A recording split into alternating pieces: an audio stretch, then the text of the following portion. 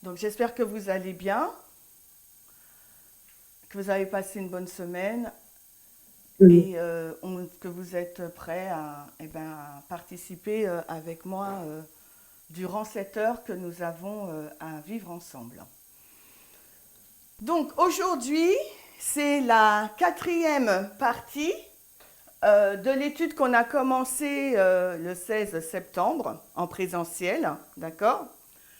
Et dans cette partie, cette 4e partie, nous allons voir le point 2. Je vous rappelle qu'il y avait 5 points à voir. Peut-être qu'on ne va pas tous les faire, ce n'est pas grave. Mais en tout cas, là, aujourd'hui, dans cette 4e partie, on voit le point numéro 2 de l'étude. Un nouvel acteur, le libertarianisme. Donc, on va faire une révision des 3 premières classes.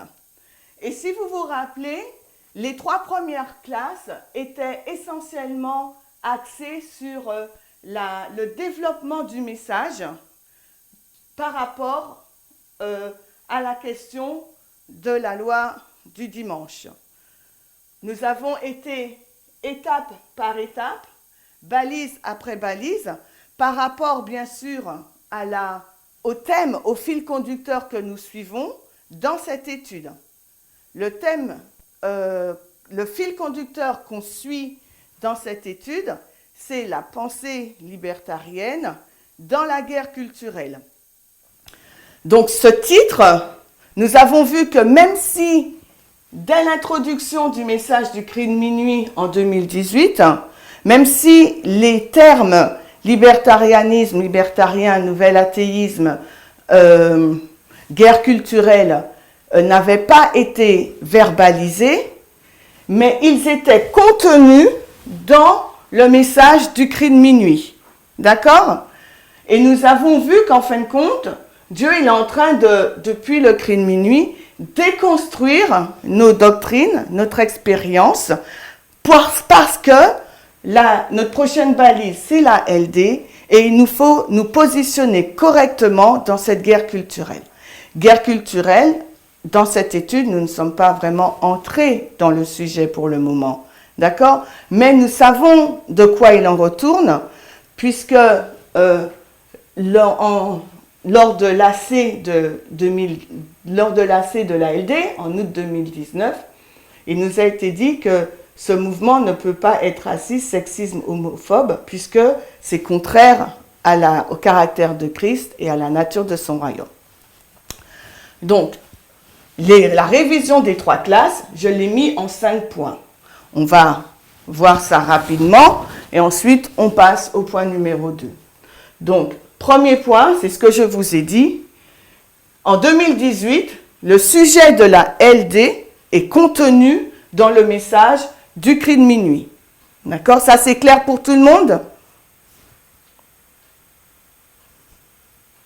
Oui. Oui. Oui. Oui. Oui. Donc, en fin de compte, ce que je suis en train de dire, c'est ce qu'on a vu là. D'accord ? Tout ça. C'est cette partie-là du tableau. OK ? D'accord. Maintenant, le point numéro 2 en révision des 3 premières classes, c'est que les 2 sources d'information englobent les 2 ethos conflictuels et les 2 visions du monde. Donc, ce qu'on est en train de dire, donc les 2 sources d'information sont arrivées quand ? En 2018, avec le message du cri de minuit. Et ces 2 sources d'information en 2018 qu'on intitulait Fox News et CNN, et avec tous les autres qualificatifs qui se trouvent en dessous, en fin de compte, ils englobent la question de l'éthos, liberté, égalité, qui ont été introduites, ces deux questions, dans les études des Vêpres en février-mars 2022. D'accord ? C'est clair ? Donc, on est en train de voir que le cri de minuit, en 2018, ce n'est qu'une répétition et un élargissement des Vêpres en 2022. Qui nous montre donc le conflit des deux ethos, des deux partis politiques, les deux visions du monde que les partis politiques défendent, la droite et la gauche, la liberté versus l'égalité. Le troisième point, toujours, on revient à 2018. 2018 nous place dans une guerre culturelle entre les progressistes, donc les libéraux sociaux, versus les conservateurs sociaux, c'est-à-dire l'aile droite versus l'aile gauche. Donc on est toujours dans cette balise du cri de minuit, qui est notre point marquant, hein, qui nous montre qu'effectivement, si on se positionne plus du côté de Fox News, eh ben, on va adhérer à la philosophie et à la vision du monde et à l'éthos de l'aile droite, et on est conservateurs sociaux, et on a vu qu'en termes de mouvement et d'adventisme, même si certains d'entre nous avaient une forme de libéralisme, parce que certains portaient des bijoux, on se maquillait, on portait les pantalons, etc. Donc on avait une forme extérieure d'adventistes libéraux ou libérales, mais en fin de compte, intellectuellement et dans notre état d'esprit, par rapport aux questions de la guerre culturelle, racisme, sexisme, les questions LGBT, on avait l'état d'esprit des conservateurs sociaux qui défendent les valeurs traditionnelles, religieuses, morales et familiales. Donc, même si par la forme, la forme extérieure de notre pratique religieuse était libérale, mais intrinsèquement, dans notre intellectuel et notre compréhension et notre vision du monde, on penchait, on adhérait à la philosophie du parti de la droite, et on était des conservateurs sociaux, parce qu'on n'acceptait pas les personnes LGBT, on pensait qu'on mettait en avant le système patriarcal. D'accord? Donc ça, c'est une réalité. Donc là, en 2018, Dieu est en train de déconstruire cela pour qu'on puisse vraiment le représenter, parce que la LD arrive. Il faut qu'on soit prêt. Ensuite, quatrième point, donc encore depuis 2018, donc c'est une répétition de ce que je viens de dire, Dieu est déconstruit pour nous faire sortir, par rapport à la question de la LD, nous faire sortir de notre bulle chrétienne. Et notre bulle chrétienne par rapport à la LD, c'est ça, c'est cette bulle noire, basée sur ce qu'on lit dans l'esprit de prophétie, basée sur ce qu'on lit dans la Bible, cette triple union, d'accord, entre le protestantisme, le catholicisme et le spiritisme. Ou bien par rapport à ce qu'Ellen White dit, les protestants vont tendre la main au catholicisme, à la Rome papale, pour mettre en place une loi du dimanche, sabbat versus dimanche. Donc, on est imprégné de cette version de l'histoire de la LD, qui est l'histoire de 1888, mais qui n'est pas notre histoire de 2023, nous, génération qui allons vivre cette loi du dimanche, je ne sais pas quand. D'accord? Mais dans notre génération. Donc, dès qu'on parle de loi du dimanche, pour nous, loi du dimanche égale religieux, égale religion, guerre de religion doctrinale. Mais Dieu nous dit, attention, depuis les années 2000, l'Amérique est post-chrétienne, donc il nous faut comprendre tout ce développement, c'est pour nous amener à la loi du dimanche, qui n'est pas uniquement une question religieuse, mais une question de culture. Donc, pour nous permettre de comprendre que la LD n'est pas uniquement une compréhension ou un conflit de religion, il va intégrer en 2022 d'autres acteurs, notamment le libertarianisme, le nouvel athéisme, et l'extrême droite. Je regarde qu'au niveau de la droite, puisque notre étude c'est sur la droite, l'aile droite, d'accord, le libertarianisme, pour nous montrer qu'en fin de compte, il nous faut additionner ce qu'on sait de la religion, plus du monde extérieur, de la réalité de notre époque pour la LD.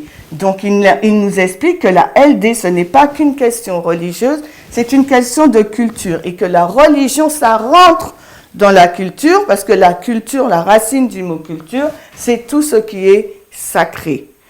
Donc, il ne nous fait pas perdre de vue également, il nous dit le thème de la LD, qui est donc le féminisme radical. Donc quand on va donc étudier la loi du dimanche, nous ne devons pas perdre de vue que c'est une question de culture et c'est une question du féminisme radical. Donc à chaque fois, on va se demander le positionnement de chaque acteur ou chaque sujet qui rentre par rapport au sujet, au test, du moins au test de la loi du dimanche. On va vraiment se poser cette question. OK ? Et ensuite, 5e point de révision, on a vu que les études des vêpres introduites donc en 2022 ne sont qu'une répétition et un élargissement du message du cri de minuit. Pourquoi ? Parce que nous sommes lents à désapprendre pour réapprendre. Donc en fin de compte, 2018, on peut dire égal 2022. C'est une répétition et élargissement. 2018, c'est un condensé. Et 2022, donc on va entrer dans plus de détails. Et au fur et à mesure qu'on approchera de la LD, il y aura encore plus de détails.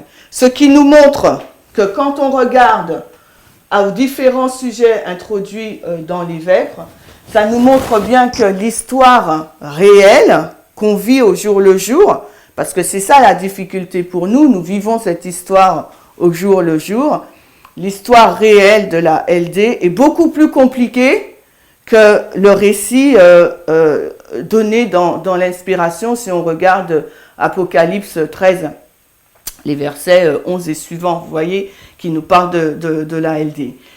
Ou bien qu'on regarde, on prend que juste Apocalypse 14, verset 9 à 12 ou 9 à 11, qui nous parle donc du troisième ange, son œuvre et des deux groupes qu'il y aura et de la colère de Dieu. Donc, le récit biblique nous montre une histoire globale, d'accord, une finalité, mais nous qui vivons en 2023, cette finalité, on la connaît, mais il nous faut être en mesure de la suivre. Et c'est ça qui est compliqué, qui peut être compliqué, parce qu'il y a énormément de choses à prendre en considération. Et pour qu'on ne puisse pas être submergé par ce flot d'informations, ce que je vous ai proposé, en tout cas je vous dis comment moi je fais, c'est que je suis le test de la LD, le féminisme radical, et à chaque acteur, je me demande comment il se positionne. D'accord ? Et je suis les vêpres, le développement des vêpres. Est-ce que ça va ?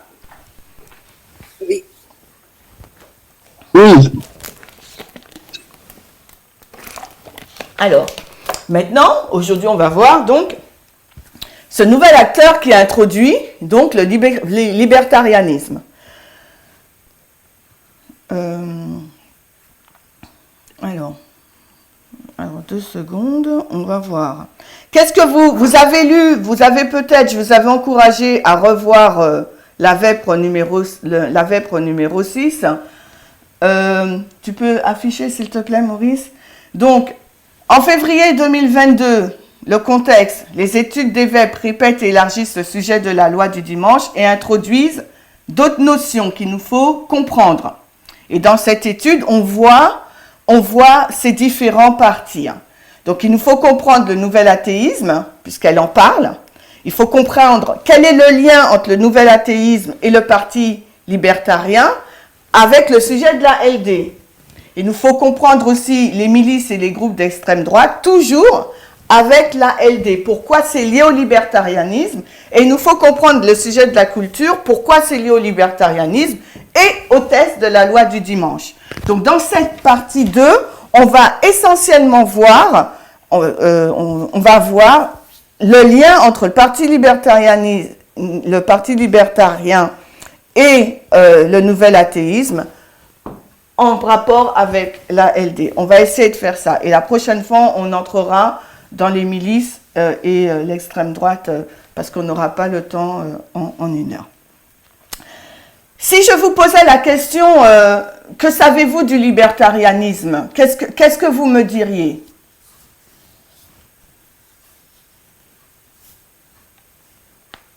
Est-ce que quelqu'un veut dire ce qu'il comprend? En quelques mots, hein, ne me faites pas une dissertation, juste 2 ou 3 éléments de ce que vous savez sur le libertarianisme, vous avez écouté les vêpres, vous avez lu la transcription, vous avez peut-être fait le questionnaire en lien avec cette vêpre. Alors, est-ce que quelqu'un souhaite parler? Sinon, je continue. Anne-Lise, Chimène. Alors, est-ce que tu peux allumer ta caméra parce que je te vois pas? Ça y est. Je suis pas sur Zoom. Merci. Donc, il prône une liberté sans limite, un des aspects. Je vois pas, Mo. Ok. Oups. Alors, tu nous dis liberté sans limite. Ok? Quelqu'un d'autre? Est-ce qu'il y a quelqu'un d'autre qui souhaite intervenir? Moi, je pourrais rajouter du coup. Oui. Tu me vois du coup? Oui, je te vois, merci. Ok. Non, moi, je rajoutais que en fait, les libertariens, ils sont contre toutes les restrictions du coup, et donc ils sont contre le rôle du gouvernement. Alors, c'est-à-dire que. Vas-y, explique. Contre le rôle du gouvernement, c'est-à-dire. En fait, c'est-à-dire qu'ils veulent un gouvernement le plus petit possible, pour pas qu'il y ait de restrictions à la liberté individuelle en fait. D'accord. Donc petit gouvernement. Et du coup, ils pensent que, en fait, tout se régule un petit peu par... les choses se régulent d'elles-mêmes, donc on n'a pas besoin d'intervenir. Enfin, il n'y a pas besoin d'un gouvernement pour intervenir, pour limiter les inégalités, puisque tout se régule tout seul, en fait. Alors je vais mettre éducation, hein, éducation parce que par rapport à l'éducation, eh ben, tout va être bien. Monde parfait, quoi, on va dire. Un monde équitable et juste. C'est bon, Mickaël, si je le mets comme ça? Ok, ouais. C'est ça, c'est ta pensée, sinon je mets autre chose. Ouais, tu pourrais mettre autorégulation. Autorégulation. Régulation. Merci. Est-ce qu'il y a quelqu'un d'autre qui souhaite... ajouter quelque chose? Oui, j'ai compris que les libertariens s'opposent à l'ingérence du gouvernement concernant la réglementation environnementale. Parce que là, c'est déjà dit. Oui, c'est ce que... mais tu peux élargir... Excuse-moi, j'arrive, j'ai pris un chemin, pardon. Non, mais tu peux élargir. Qu'est-ce que tu veux dire par réglementation? Tu peux ajouter un élément, mais c'est petit gouvernement. C'est la pensée de Mickaël. Je dis à tout ce qui est environnement. Alors, tu vas mettre donc les questions environnementales. Voilà. OK. Est-ce qu'il y a d'autres personnes qui souhaitent interagir, qui veulent intervenir en allumant la caméra, bien sûr, hein? Non? Alors, merci de vos réponses. Parce que... Oui, alors, Natacha, tu peux allumer ta caméra, s'il te plaît? Je ne sais pas si vous allez bien me voir, mais bon, c'est pas grave. C'est pas grave, mais je vous vois avec David. Je te vois avec David. Ouais. Les libertariens, comme ils sont dans le fait de laisser libre penser, des fois, on peut avoir tendance à croire qu'ils sont pour une forme d'égalité. Parce que, par exemple, ils vont se dire, moi, je peux laisser quelqu'un choisir lui-même s'il veut avorter ou pas.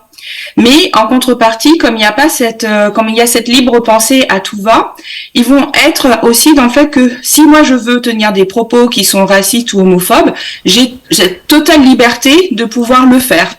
Alors, c'est la pensée de... En gros, c'est exactement ce qu'ils disent, mais tu as donné d'autres exemples. Donc, liberté sans limite. Mais en même temps, ce que tu amènes par rapport à l'avortement, c'est qu'ils semblent être progressistes aussi. Ouais, c'est ça. D'accord? Tu es d'accord si je mets ça? Ouais, je mets ça. Et donc, du coup, c'est assez, comment dirais-je, assez important d'aller dans les détails par rapport au libertarianisme, parce que si on s'arrête en surface, ça peut ressembler à une forme d'égalité. D'accord, donc on va mettre contrefaçon de l'égalité. Mais là, il faudra le prouver. On va y aller. Donc je vous remercie. Donc je ne prends plus de réponses. On garde au tableau les éléments de réponse qu'on a collectés qui sont vraiment justes et on va entrer en détail ou superficiellement pour certains dans certains points. D'accord? Et surtout aussi, n'oubliez pas l'exercice, c'est de mettre en lien le libertarianisme avec le test de l'égalité, de la loi du dimanche et aussi avec la ligne interne. Pourquoi Dieu, il nous parle du libertarianisme. On l'a déjà vu un peu la semaine dernière, les 3 premières classes, mais on va quand même en reparler en prenant un autre exemple. On va prendre la même méthode que Dieu, on va répéter, mais aussi on va élargir en introduisant autre chose. Donc, là, on voit que Maurice, tu peux montrer le diapo. Dans les réponses que vous avez dites, même si vous ne l'avez pas formalisé comme je l'ai fait, mais on voit qu'il y a 2 ethos. Et avec l'exemple que Natacha nous montre, on a l'impression donc que les libertariens, donc par rapport au fait qu'ils prennent une liberté sans limite, ils sont à droite, d'accord ? Ils se positionnent à droite parce qu'ils ont le même ethos que celui de la droite, donc la liberté. Mais Natacha nous dit en même temps, sur certaines questions d'ordre social ou sociétal telles que l'avortement, ils vont se situer à gauche. D'accord? Et on va essayer de comprendre. On va... Pardon, j'écris en français et en anglais en même temps, ça ne va pas le faire. Donc, est-ce que vraiment, on va essayer de voir ça. Mais premièrement, on va voir que dans cette Amérique post-chrétienne, d'accord, même si l'Amérique est post-chrétienne, le pôle des conservateurs est assez présent. Il ne faut pas qu'on perde ça en vue, même si on étudie le libertarianisme. Donc, maintenant, avant d'entrer dans nos réponses, on va essayer de comprendre qui ils sont dès leur origine, d'accord? Sans rentrer dans les questions Sciences Po et économiques, parce qu'on peut trouver ça sur Internet et j'ai trouvé ça un peu compliqué. Est-ce que tu peux montrer le diapo, s'il te plaît? Donc, est-ce que vous connaissez, je sais que Natacha, la semaine dernière, nous avait pas la semaine dernière, mais au H-Center, au Rouvreau, pardon, nous avait parlé du drapeau du libertarianisme. Est-ce que vous l'avez déjà vu? La photo, là, en jaune, le serpent, là, est-ce que vous l'avez déjà vu? Non. Ok. Donc, il y a 2 drapeaux ou 2 drapeaux, oui, qui représentent le libertarianisme. Donc, ce symbole, ce drapeau-là, mais aussi la torche, d'accord? Donc, maintenant, pourquoi ce choix du symbole? Alors, nous allons lire, je ne vous le demande pas parce que je pense que vous ne le savez pas, mais on va lire un peu. Donc, ce drapeau, il s'appelle le Gadsden Flag, hein, d'accord? Et ça représente un serpent à sonnette qui signifie « ne me marchez pas dessus, bas les pattes, ou ne me foulez pas aux pieds ». Donc, ça remonte, le libertarianisme, donc ce drapeau, il remonte à la guerre d'indépendance des États-Unis. Et c'est là, si vous vous rappelez l'étude que j'avais faite, Petit gouvernement et grand gouvernement, je vous avais montré qu'au départ, les États-Unis, ils avaient tous cette idéologie de la liberté, c'est en eux, d'accord? Mais à un certain moment dans l'histoire, cette notion de liberté a été pas supplantée, mais l'égalité a supplanté dans le programme politique dans les années 30, avec Franklin Roosevelt, a supplanté cette notion, on va dire, de liberté. Elle était là, mais la politique sociale des États-Unis voulait mettre en place une égalité et aussi contrôler cette liberté, surtout au niveau du libre-échange, au niveau de l'économie. Donc, on retourne, ce drapeau nous fait retourner dans cette étude, pour ceux qui se rappellent. Donc, il ne faut pas perdre de vue tout ce qu'on a appris. Donc, le drapeau des libertariens nous met déjà dans cette idéologie forte et ce droit aussi de liberté qu'a les États-Unis. Les États-Unis ont voulu se libérer de l'emprise de la Grande-Bretagne, d'accord, Pourquoi? Parce qu'ils avaient mis des taxes, rappelez-vous, des taxes sur le timbre, le sucre et le thé. Donc déjà, quand Michael, il nous dit petit gouvernement et que d'autres personnes nous disaient liberté sans limite, donc on voit déjà que les libertariens, eux, ils sont vraiment pour cette liberté et ce petit gouvernement qui ne va pas les taxer. D'accord? Est-ce que vous le voyez? Est-ce que vous arrivez à faire le lien? Est-ce que vous vous rappelez ce qu'on a appris ensemble? Oui. La guerre d'indépendance, pourquoi il y a eu guerre d'indépendance? C'est parce qu'il y avait un grand gouvernement, la Grande-Bretagne, d'accord, qui avait mis une taxation sur le produit pour contrôler donc le commerce et aussi pour renflouer leur caisse. Donc les taxes, qui dit taxe, dit non. Donc forcément, le choix de ce drapeau ramène à tout ce contexte historico-économique et politique. D'accord? Ensuite, qu'est-ce qu'il nous est dit? Donc là, on ne va pas le lire. On va lire, par la suite, le Gadsden Flag est utilisé comme étendard de ralliement des libéraux. Donc libéraux, qui dit libéraux, on est dans le business, le commerce, et les libertariens aux États-Unis, mais aussi du reste du monde. On le retrouve par exemple dans des manifestations antifiscales, ce qui est normal, il tire son origine de la guerre d'indépendance. Donc on sait que c'est une guerre contre l'imposition, d'accord, contre les taxes. On le retrouve aussi dans les manifestations pro-liberté, forcément, parce que la guerre d'indépendance, c'était pour la revendication de notre liberté. Et pendant les manifestations du Tea Party aux États-Unis. Donc, c'est intéressant. Donc, ça veut dire que dans nos études, qu'est-ce qu'il faudra qu'on regarde aussi, d'après vous? Ben, le Tea Party. Et le Tea Party, quand est-ce qu'il a été introduit, si on regarde notre tableau?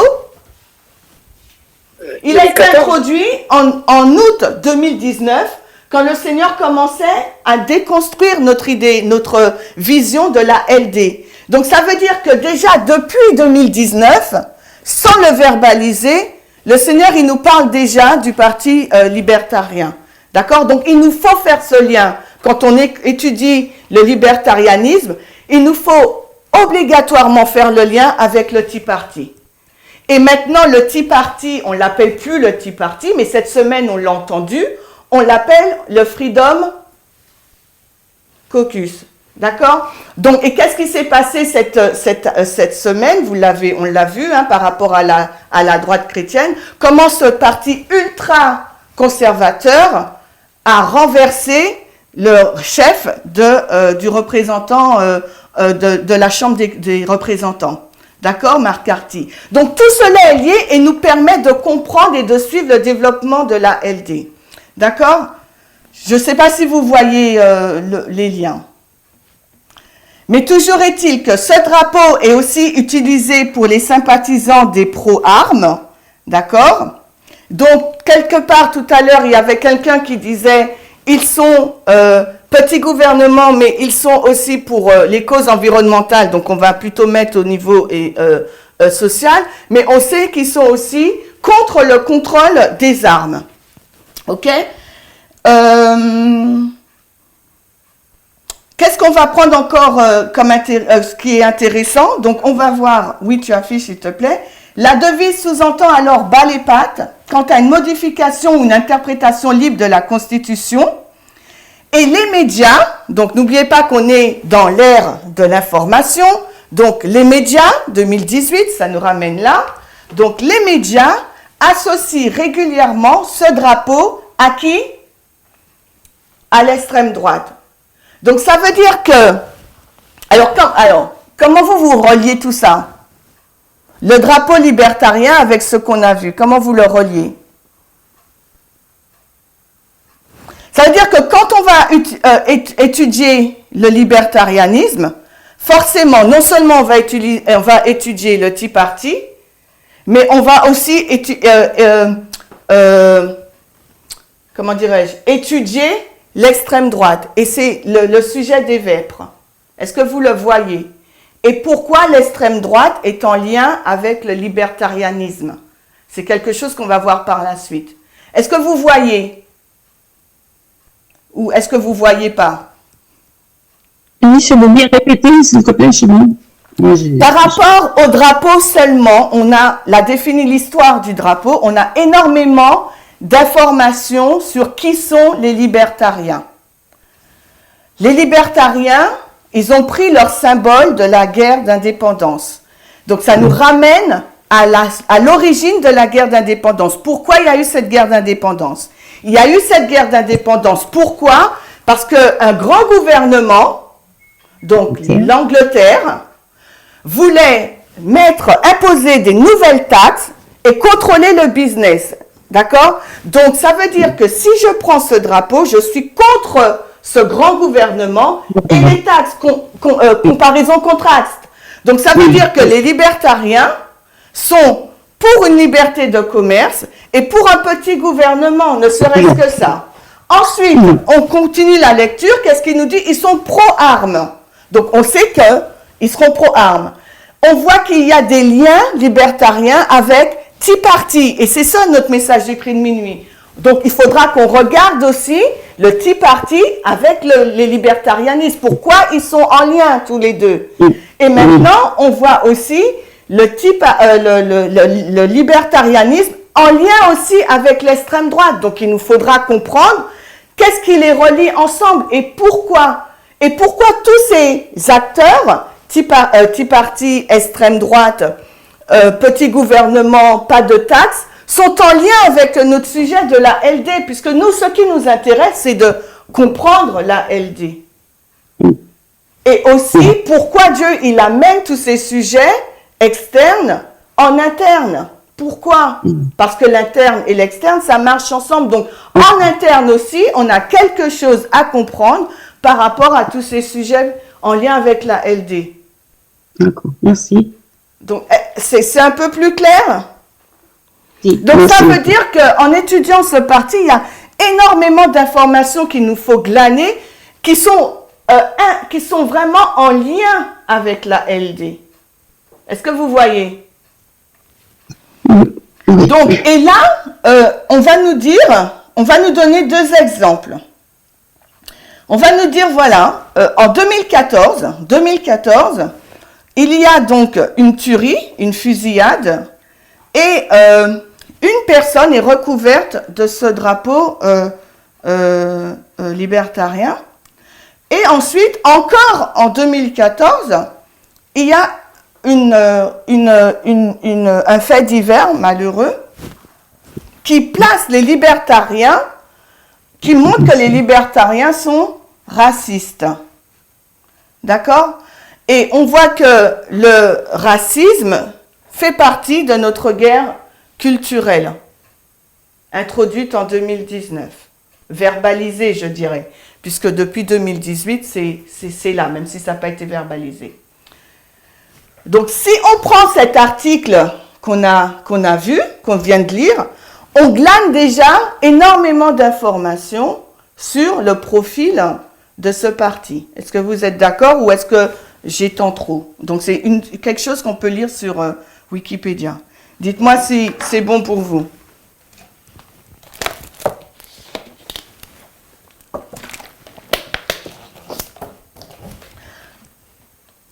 Ok, donc, maintenant, je vais vraiment un petit pas. Hein. Ça veut dire que quand on regarde... Ah, j'ai effacé le tableau. J'ai effacé. Quand on regarde la LD, ce n'est plus dans notre bulle chrétienne. Il faut qu'on la regarde au niveau de toute l'aile droite. Donc, ça veut dire que quand on regarde à la LD, en 2019, donc la LD c'est là, mais en 2019, on regardait la droite chrétienne, principalement, d'accord? Donc, la majorité morale, et puis tout ce qui s'ensuit. Et aussi, on avait regardé le Tea Party, mais sans vraiment rentrer dans les détails, d'accord? Mais on se focalisait vraiment que sur ça. D'accord? Et on pensait que c'était que il n'y avait que ça par rapport à la LD. Mais maintenant, avec les vêpres, donc, Tess, elle nous dit, et on le voit, hein, qu'il nous faut, en 2018, il nous faut passer maintenant, en 2018, il nous faut être de gauche, d'accord? Mais en même temps, il nous faut regarder toute l'aile droite. Donc ça, c'est l'aile droite. Et dans l'aile droite, il y a bien sûr la droite chrétienne, l'extrême droite. Et il y a ce troisième parti, libertaire. Ce troisième parti qu'on retrouve dans l'aile droite. Pourquoi? Si c'est un troisième parti, pourquoi on le retrouve dans l'aile droite? Donc, nous avons vu que les libertariens, ils ont le même ethos, une liberté sans limite. Bien que la droite conservatrice, elle, c'est une liberté en incluant les valeurs morales et religieuses et traditionnelles. Mais par contre, ils ont le même ethos, ils veulent un petit gouvernement. D'accord? Maintenant, pourquoi, selon vous, les libertariens se retrouvent-ils dans le spectre politique de la droite, puisqu'ils sont censés être un parti indépendant? Est-ce que vous avez une idée? Est-ce que c'est pas par rapport à la liberté d'expression? Explique un peu plus. Parce que la droite aussi est prime pour la liberté d'expression. Mais pourtant, si c'était que ça, ils auraient été directement, ils n'auraient pas créé leur propre parti. À part, ils auraient été directement avec la droite. D'accord. Mais tu parles du lien avec l'extrême droite ou la droite, du coup? Non, l'aile droite. Je parle pas encore de l'extrême droite. Ma question, c'est, est-ce que vous avez réfléchi à la raison pour laquelle les libertaires... Alors, on va le faire un peu mieux. Je vais effacer ça. J'ai effacé ça. C'est une question, je vous la repose parce que c'est une question qui m'a vraiment, qui m'a vraiment traversé l'esprit. Donc on a l'aile gauche, l'aile droite, et après on a libertaire. Donc je vais dire partie 1, le deuxième parti, on va dire le troisième parti. Donc pourquoi ce troisième parti se retrouve-t-il dans ce deuxième parti? Alors, je vais vous lire, alors, est-ce que je l'ai mise? Je ne sais pas si je l'ai mise. Donnez-moi 2 secondes parce que je ne pense pas l'avoir mise.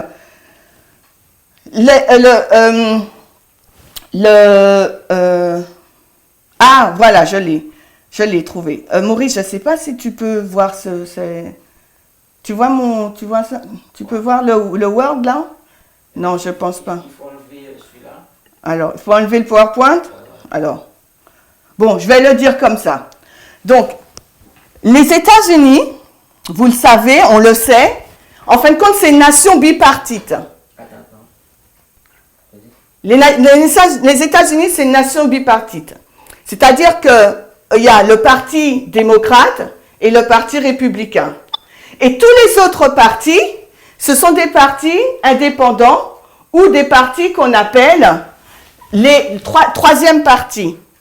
Le libertarianisme, c'est le troisième plus grand parti dans ce qu'on appelle les troisièmes partis ou les partis mineurs. Donc, c'est le parti le plus vaste dans ce qu'on appelle les partis mineurs. D'accord? Ce qui signifie que quand il y a une élection présidentielle, législative ou autre, ces troisièmes partis, ce qu'on appelle les troisièmes partis ou les partis mineurs, ils doivent choisir en fonction de tout ce que vous aviez dit, l'éthos, la liberté, le petit gouvernement, leur positionnement politique ou leur vision du monde, ils doivent se rallier à l'un des deux partis. Et le parti du libertarisme, choisit de se rallier avec la droite. Pourquoi? Même si Natacha et Josiane nous ont dit qu'ils sont pour l'avortement ou pour les questions favorables aux questions environnementales qui semblent être des sujets soutenus par l'aile gauche, néanmoins, dans leur ethos, dans l'essence même de leur parti, et on l'a vu avec la définition, le symbole de leur drapeau, c'est ça qui prime. C'est ces deux valeurs qui priment. La liberté sans limite et le petit gouvernement. Donc forcément, dans tout ce qui est élection, ils ne peuvent pas se rallier du côté de la gauche. Ils vont se rallier plus du côté de la droite. Et c'est pour ça qu'on trouve beaucoup de libertariens au sein de la droite. Ce qui les relie ensemble, c'est leur ethos et leur vision du monde, ce petit gouvernement. Parce que petit gouvernement et grand gouvernement sont vraiment les termes qui identifient les démocrates et les républicains. Est-ce que c'est clair pour vous? Est-ce que pour vous c'est clair? Parce qu'il faut comprendre l'externe pour comprendre l'interne. Pas moi.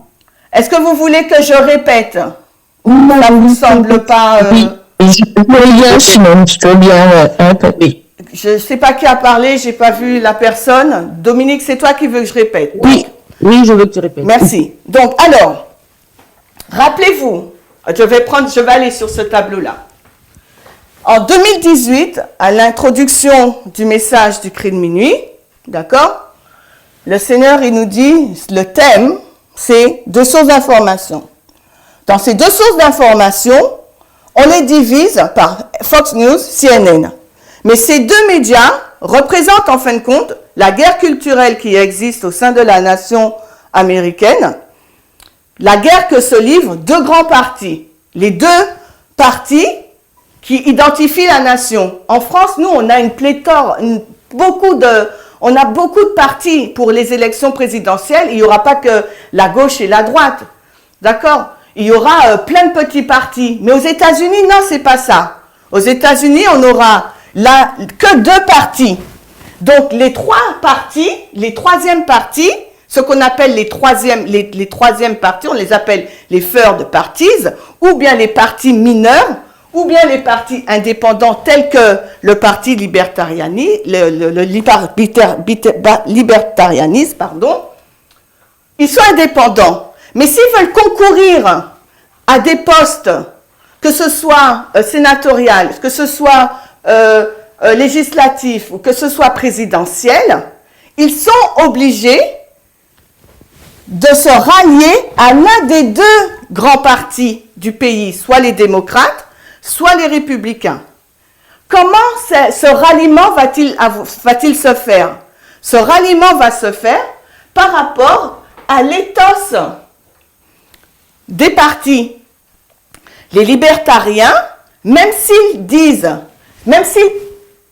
quand on les regarde, et on va voir après leurs valeurs et leurs profils, qu'ils sont ils sont progressistes dans certaines questions sociales, en réalité, au fond d'eux, l'essence même du parti fait qu'ils ne peuvent pas se rallier avec la gauche.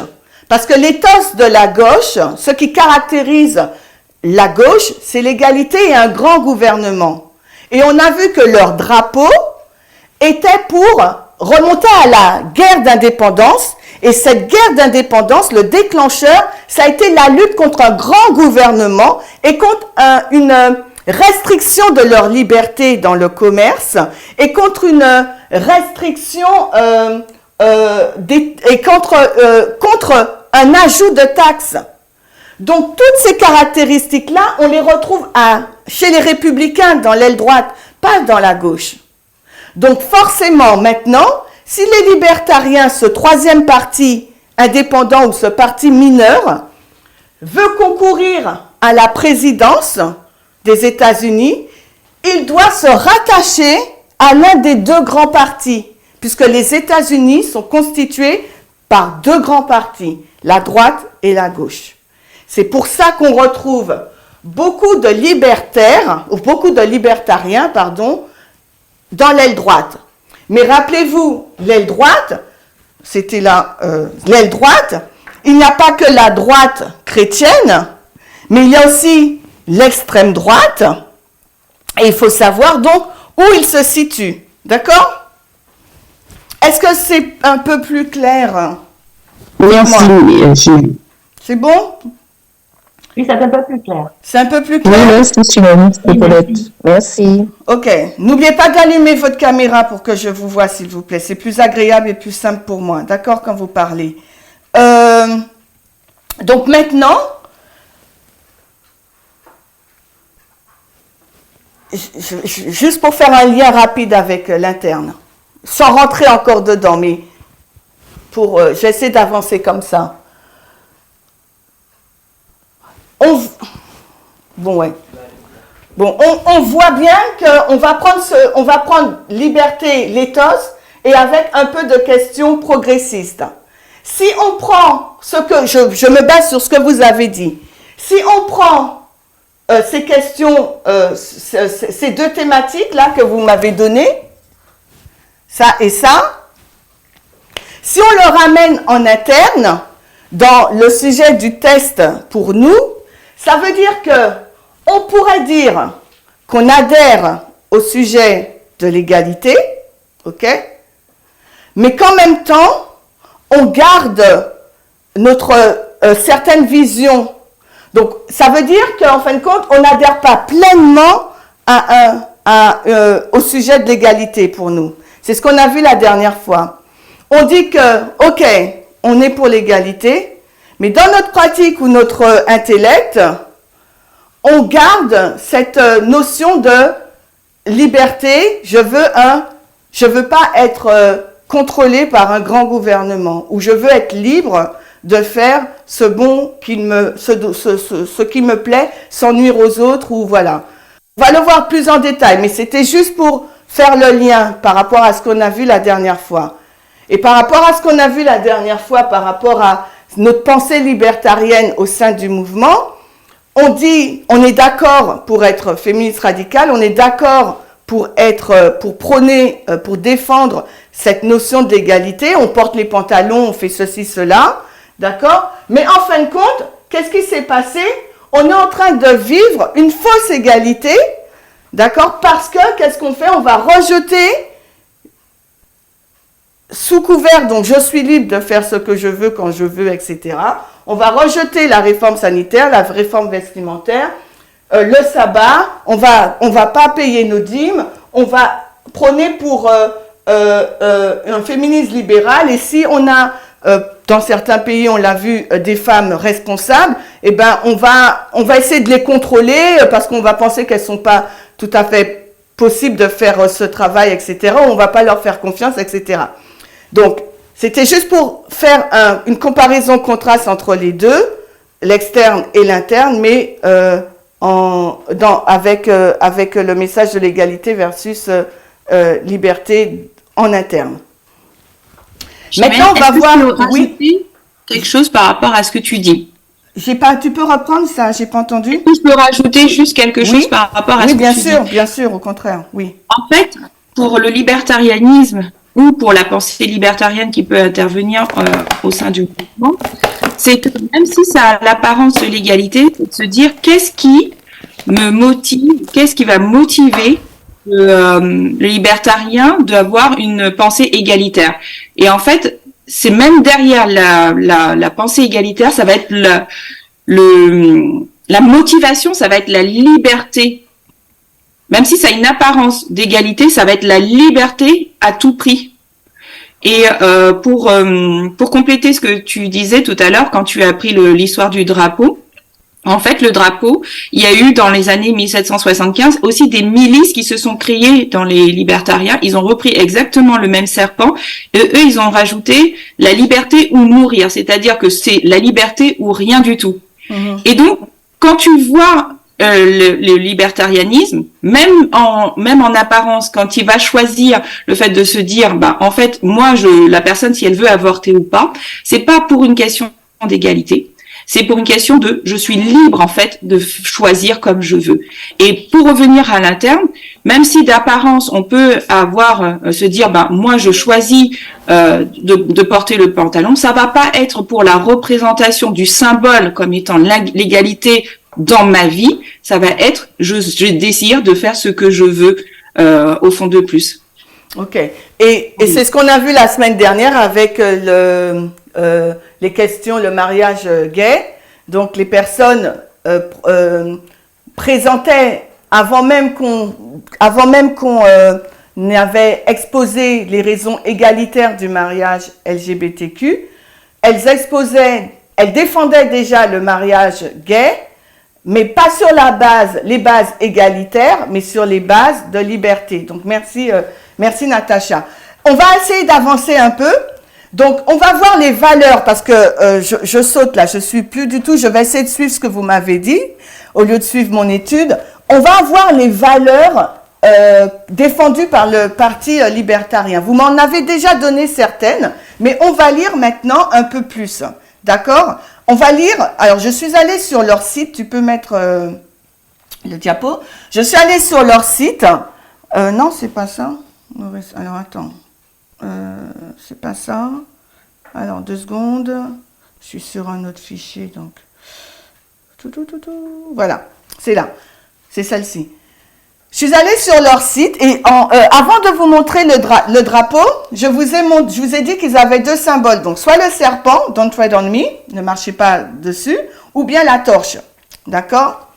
Donc, c'est un parti vraiment créé en 1971, mais on peut le remonter bien avant, d'accord?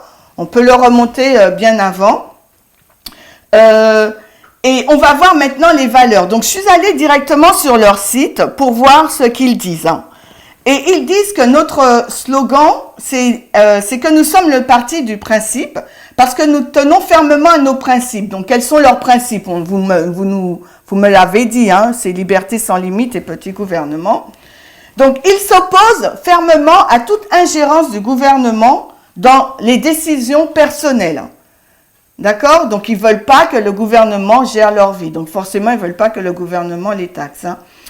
Les décisions personnelles, familiales et professionnelles. On comprend pourquoi. J'espère que vous comprenez en lisant cela. Pourquoi Natacha nous a dit qu'ils étaient qu'ils étaient favorables à l'avortement et pourquoi Mickaël nous disait qu'on pouvait s'autoréguler. D'accord? Est-ce que vous le voyez par rapport à ce qu'ils disent sur leur site pour s'identifier eux-mêmes? Oui. Donc, vous comprenez la réponse de Mickaël et celle de Natacha. Ok?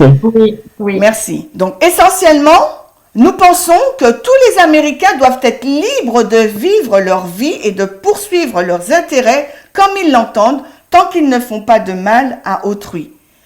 D'accord? Donc, en fin de compte, ce qu'ils sont en train de dire, ils sont en train de reprendre les termes de la déclaration d'indépendance.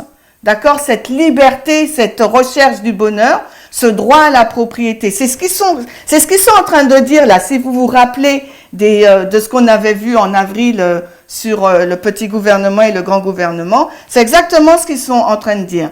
Mais là, ils vont dire sans causer de tort à mon prochain, à mon voisin.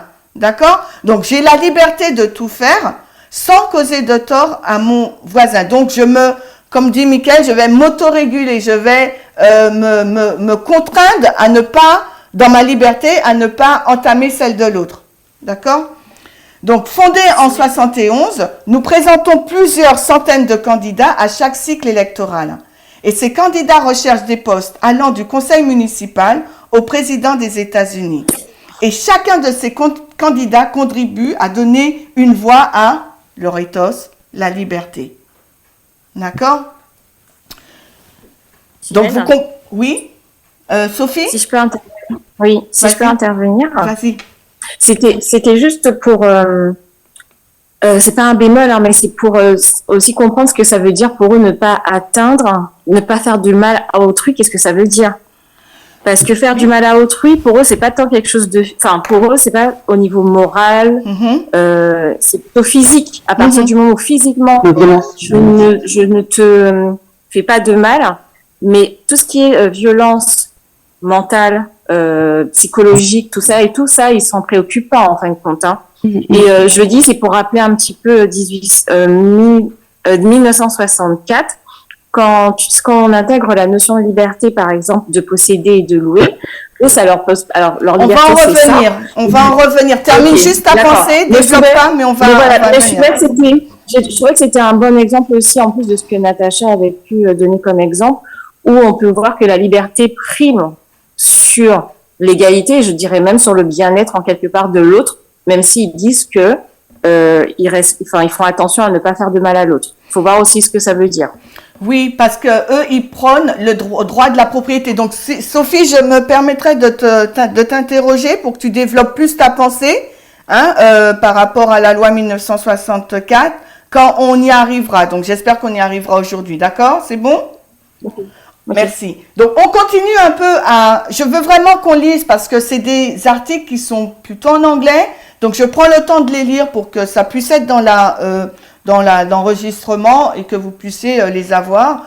Ensuite, ils vont dire toujours sur leur site, qu'est-ce qu'un libertarien? Ils vont nous dire que les libertariens, ils envisagent une société pluraliste et cosmopolite, unie par le commerce et les voyages, non divisés par des antagonismes nationalistes. Ils imaginent un monde où les gens sont libres d'expérimenter différents modes de vie, libres d'essayer de nouvelles idées qui pourraient être assez folles pour fonctionner.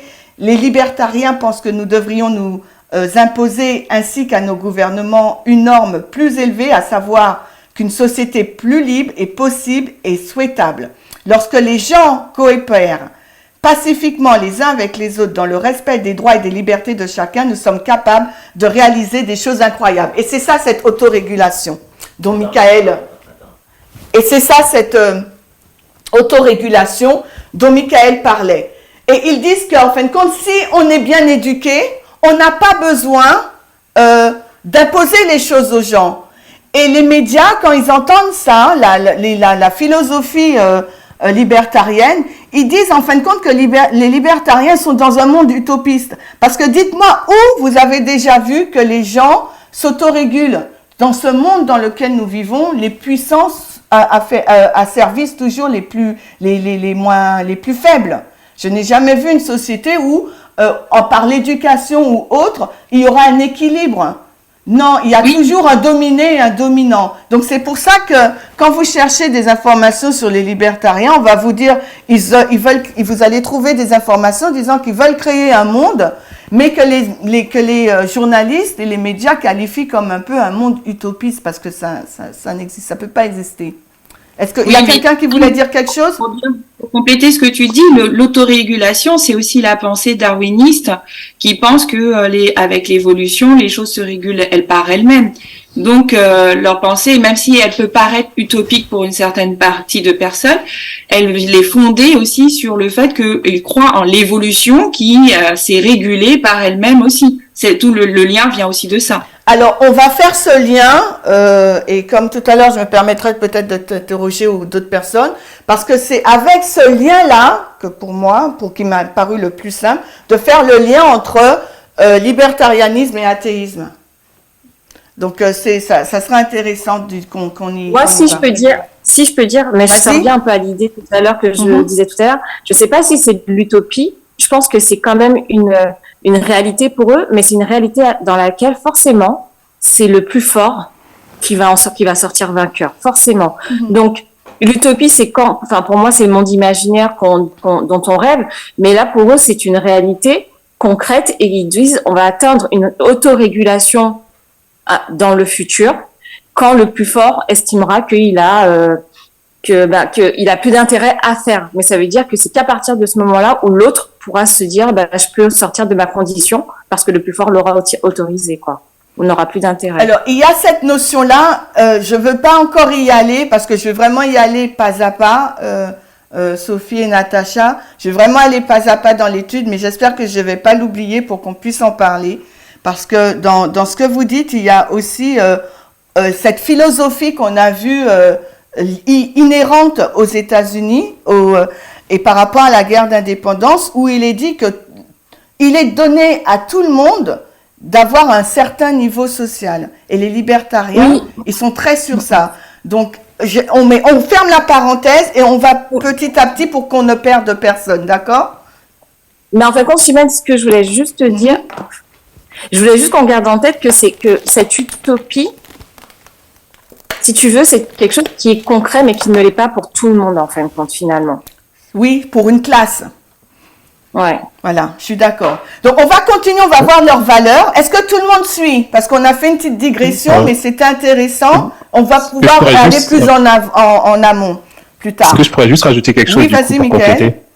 Non, en fait, moi, ça me fait penser en fait que finalement, enfin, quand je lis en fait ce que tu as montré, finalement, c'est la définition du bonheur en fait, que chacun a en fait.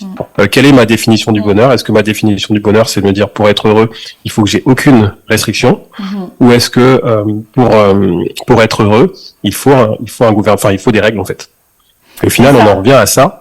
Et bon, après, il y a beaucoup de choses à dire, mais lorsque tu faisais le lien, par exemple, en interne, finalement, c'est ça, en fait, aussi. C'est est-ce que pour être heureux, est-ce que les réformes me permettent d'être heureux, ou est-ce que les réformes sont, en fait, des choses qui me restreignent et qu'il faut enlever? Donc, finalement, en fait, la pensée, et ça nous renvoie aussi en Éden, puisque en Éden, ce que Satan avait dit, c'est que, effectivement, Dieu avait mis en place des règles, et Satan avait dit, si vous voulez être heureux, vous n'avez pas besoin de ces règles. Donc, enfin voilà, on voit que finalement, c'est vraiment profond finalement cette idée de libertarisme, puisque finalement, ça nous renvoie à qu'est-ce qu'on veut vivre au final en fait. Quelle est notre définition du bonheur? Quelle est la définition du bonheur? Est-ce que cette définition du bonheur va rentrer en conflit avec les deux principes qui sont des principes donnés par Dieu, hein? L'homme est libre. Mais Dieu a créé l'homme libre, parce qu'il n'a pas créé Adam et Ève comme des robots, ils avaient le libre choix, mais aussi ils étaient égaux, d'accord? Donc, comment on va concilier dans notre vie de tous les jours ces deux principes fondamentaux innés en nous? Est-ce qu'on va les mettre en opposition ou est-ce qu'on va les harmoniser? Et c'est ça toute la question. Et comme dans notre société, mais aussi en interne, on n'arrive pas à les faire cohabiter harmonieusement, on les met en conflit, alors qu'ils ne doivent pas être en conflit. Mais dans notre société, on les met en conflit, et ce qui fait qu'on se positionne du mauvais côté dans cette guerre culturelle. Et si on se positionne du mauvais côté dans cette guerre culturelle par rapport, si je reprends tes termes, Michael, à notre définition du bonheur ou de la liberté ou de l'égalité, forcément on va échouer au test de la loi du dimanche. Et depuis 2019, c'est ce que le Seigneur essaye de nous apprendre. Il répète et élargit le même message en nous introduisant des nouveaux acteurs pour nous montrer le danger dans lequel on se trouve. On va continuer sur les valeurs libertariennes pour finir avec cette partie. Alors, Maurice, tu peux mettre, s'il te plaît? Il nous dit que les libertariens ont des valeurs communes avec les démocrates. C'est ce qu'on a vu tout à l'heure dans les réponses données. Parce que, communes, mais sur quoi? Mais sur le social, d'accord? Mais ils ont aussi des valeurs communes avec les républicains sur la liberté d'expression et le petit gouvernement. En matière d'économie, ils sont à part. Donc, la divergence entre les deux groupes apparaissent clairement lorsqu'on aborde des questions sociales telles que la légalisation des drogues, l'avortement, le mariage entre personnes de même sexe. D'accord? Les républicains plaident pour l'interdiction de ces actions, tandis que les libertariens sont en faveur d'une proposition plus « tu fais toi-même ». En fin de compte, tu es libre, d'accord? Donc, est-ce que c'est bien résumé pour vous? Est-ce que vous voyez mieux, vous comprenez mieux un peu ce parti?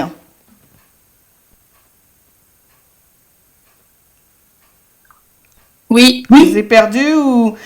Donc, nous, par rapport à nous sur les questions sociales, on va dire, OK, on n'est pas raciste, sexiste, homophobe, OK, on abonde.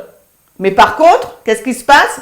Sur tout le reste, non, je suis libre de faire ce que je veux, d'accord? Donc, même au niveau de l'égalité, je vais dire, non, moi, je suis féministe radicale.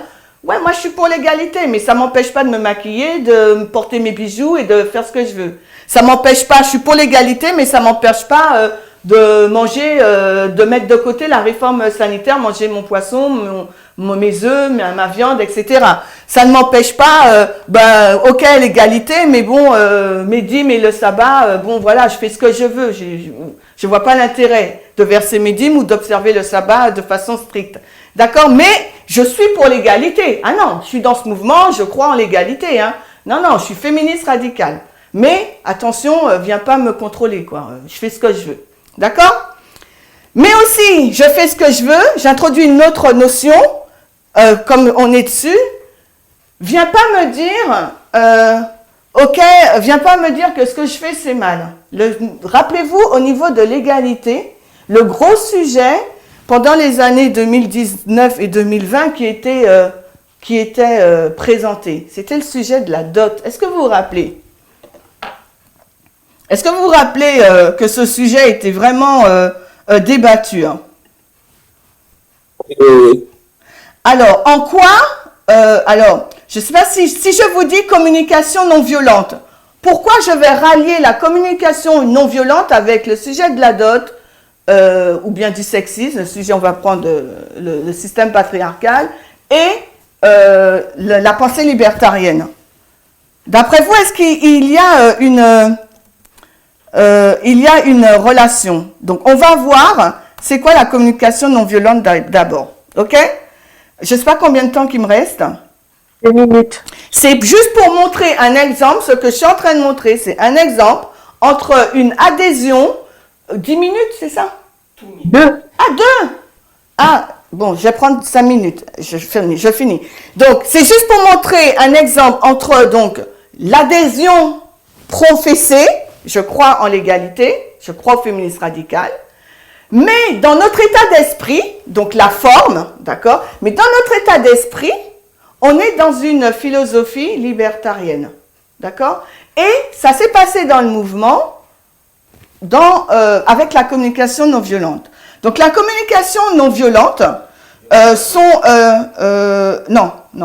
communication non violente, son inventeur, on va dire, c'est vraiment un libertarien, c'est un Canadien libertarien, d'accord. Et il nous dit, vas-y Maurice maintenant, si tu peux. Alors je suis où? Oh là là, pardon. Attends, non, 2 secondes. J'ai un diapo 54. Il nous dit, en fin de compte, je vais vous lire la définition. Vas-y. Ah mince, c'est pas ça. Attends. Bon, je l'ai pas, c'est pas grave. Donc, je vais juste raconter parce que je l'ai pas. Donc, en fin de compte, il a été rapproché à l'ancienne thèse, à l'ancien Parmenter, ou bien, si on ne le met pas forcément au niveau de la dot, on peut le mettre à un autre niveau, hein, pour nous, en France. Pourquoi, on va dire, pointer du doigt, réprimander les personnes qui ne sont pas dans une adhérence, une adhésion totale au message de l'égalité. D'accord? Et on leur a reproché d'avoir une communication violente.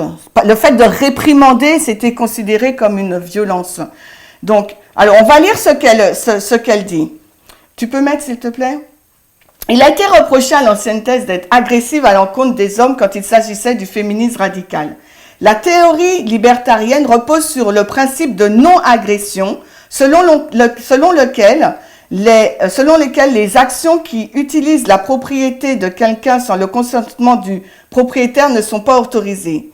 La science et l'art de la communication, compris de cette manière, se concentrent tous deux sur la façon dont les gens peuvent atteindre leur objectif en utilisant la communication comme moyen de coopération sociale. Ça veut dire que c'est un principe de communication non agressive.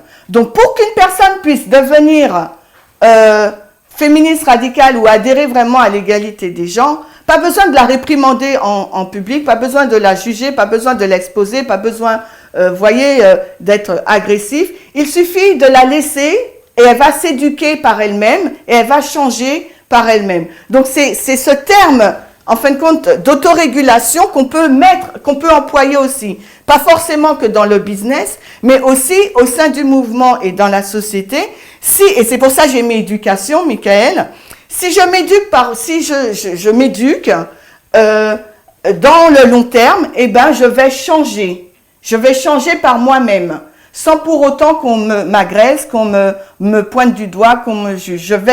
Je vais évoluer dans la bonne direction, sans pour autant qu'on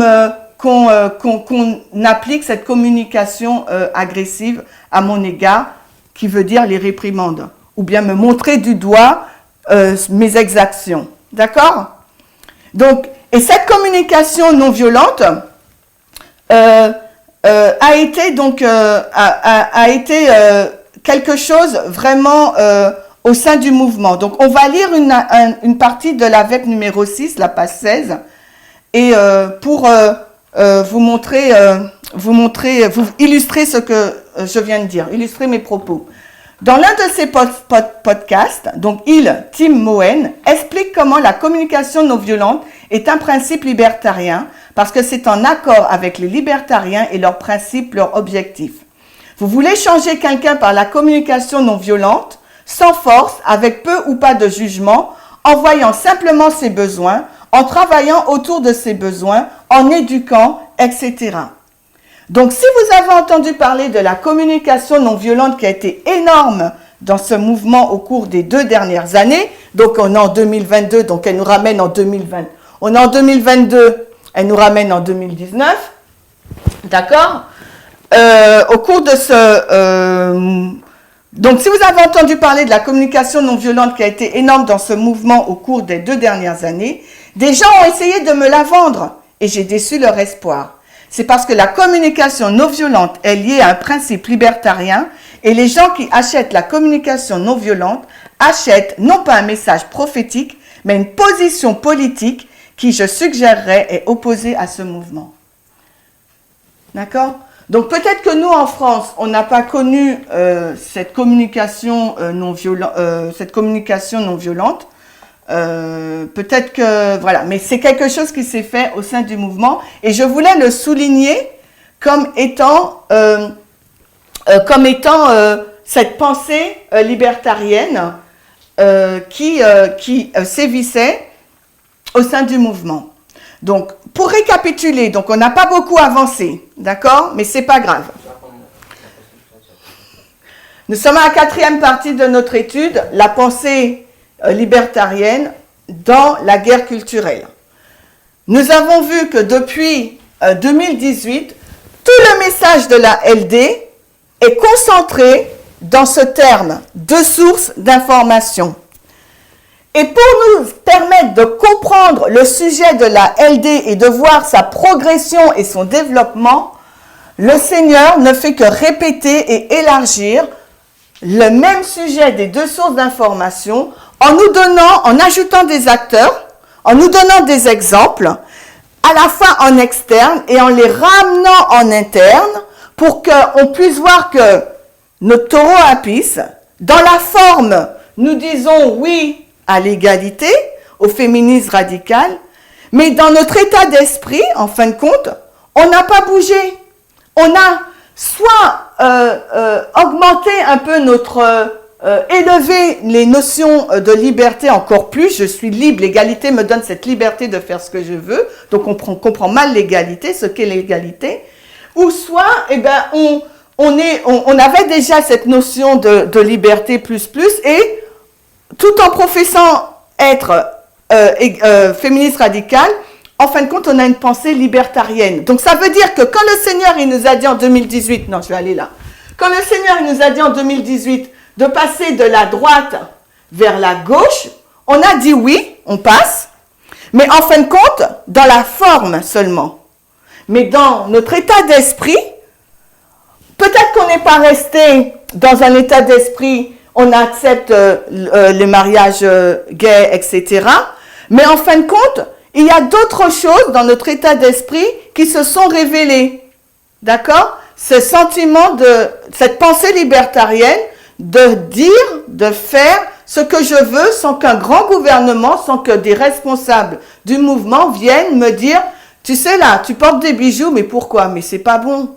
Quelle image tu donnes? Tu sais là, tu manges de la viande ou des œufs, mais quelle image tu donnes?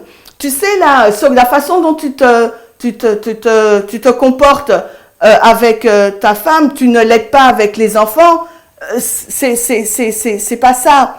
Donc, en fin de compte, on est passé oralement ou dans la forme, on a dit oui à l'égalité, on est passé de la droite vers la gauche dans la forme, mais au fond, dans l'esprit, on est libertarien.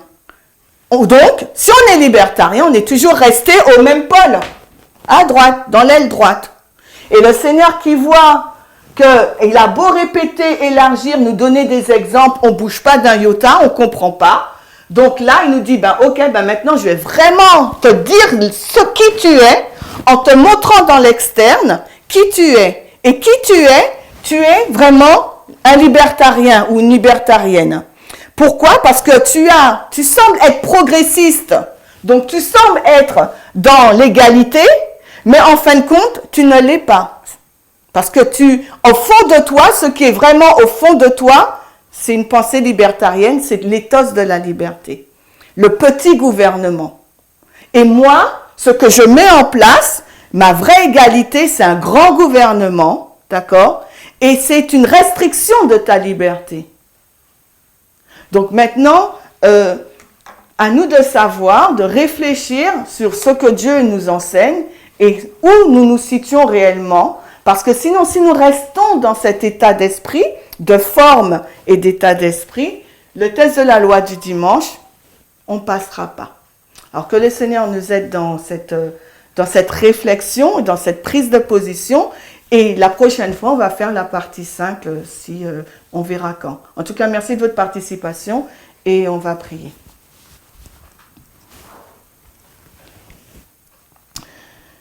Seigneur Dieu, nous te remercions des enseignements que tu nous donnes jour après jour pour nous préparer. C'est vraiment impressionnant la façon dont tu nous diriges. Et c'est vrai qu'il nous faut toujours regarder aux différentes étapes par lesquelles tu nous fais passer pour comprendre les enseignements que tu souhaites nous donner. Que nous ne puissions pas opposer de la résistance à ce que tu nous montres et que nous puissions accepter l'œuvre de déconstruction que tu fais en chacun d'entre nous. Veuille bénir chacune des familles présentées, réunies sur cette plateforme, bénir ton mouvement et que nous puissions avancer ensemble et que tu puisses nous ouvrir l'intelligence. Dans le nom de Jésus, nous t'avons prié. Amen.